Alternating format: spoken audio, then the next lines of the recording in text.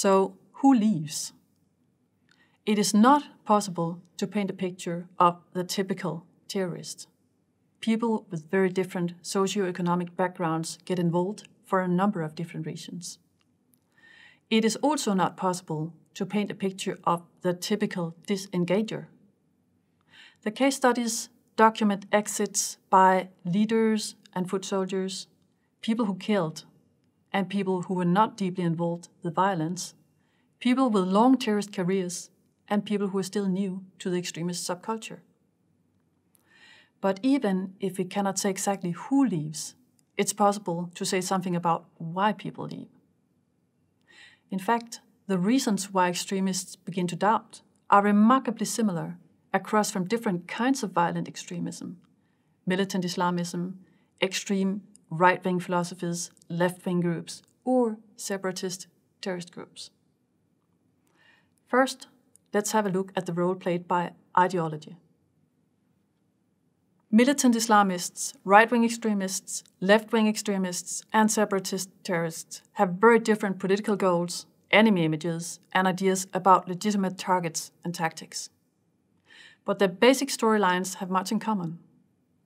They tell stories of a world divided in two, us and them, where they are constantly attacking us, our values, our way of life, where they have no compassion, no human decency, where they only respect and understand one language, the language of violence, which is why we need to defend ourselves to survive. They tell a story in which you can make a difference by getting engaged, a story where standing up and fighting back is noble and deserving, and a story where victory will eventually belong to those who fight for a righteous cause. Dissimilar extremisms use similar narrative structures because they make for powerful and attractive stories. These stories tend to be inculcated during radicalization processes and reinforced by interaction in small, closed peer groups.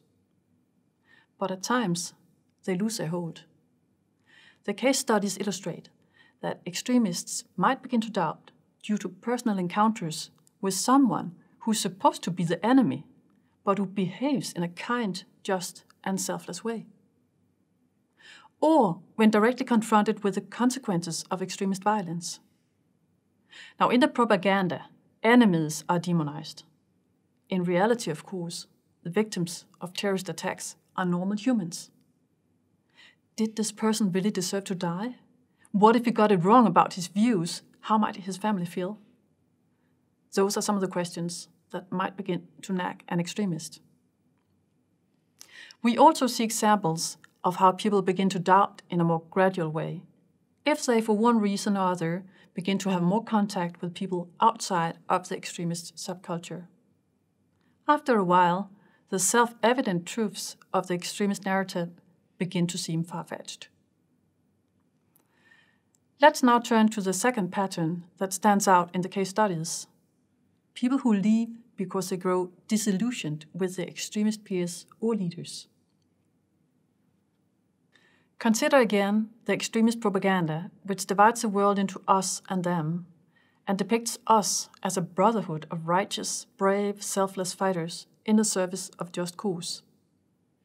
As it happens, reality does not always live up to this ideal. Extremist groups are not immune to infighting, power struggles, and backstabbing. Quite the opposite, it appears from the case studies. Or leaders turn out to be self-seeking, manipulative, or simply incompetent. The case studies are ripe with stories about leaders who sacrifice foot soldiers to save their own skin, or who seem to care more about power and money than about the cause. We also see that many extremist groups have difficult time finding compromises in case of internal disagreement over tactics or priorities. Compromises do not fit easily into a worldview that is structured around a contrast between black and white, right and wrong, and with nothing in between. Dissenters have to be forced completely back into line. And this might place a lid on dissent, but at some point it boils over and people leave. So disillusionment with the extremist group or with the group's leaders is a second reason why people exit. The final pattern that stands out from the case studies is that people leave because of changing personal priorities. People grow older and might start to long for a normal life. Some begin to experience guilt feelings towards their families. As you can probably imagine, many parents are extremely pained to see their children disappear into an extremist subculture or go to jail. Some extremists decide to quit because of feelings of responsibility towards a child or a new partner who's from outside the extremist environment. Others experience stress and burnout due to the pressure of a life on the wrong side of the law. This can be a strong motivator to get out, particularly if people also experience that their violent acts do not seem to move society in the direction they hoped for.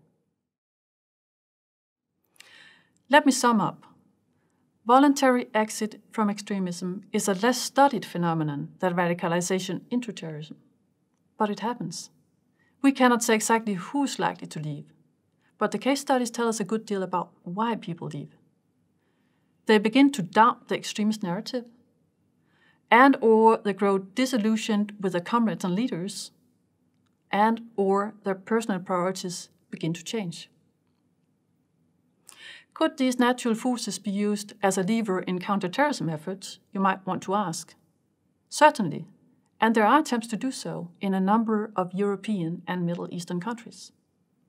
These efforts are not uncomplicated, but when they work, they save societies and security agencies many resources. If you want to know more, I encourage you to look here. Thank you for listening.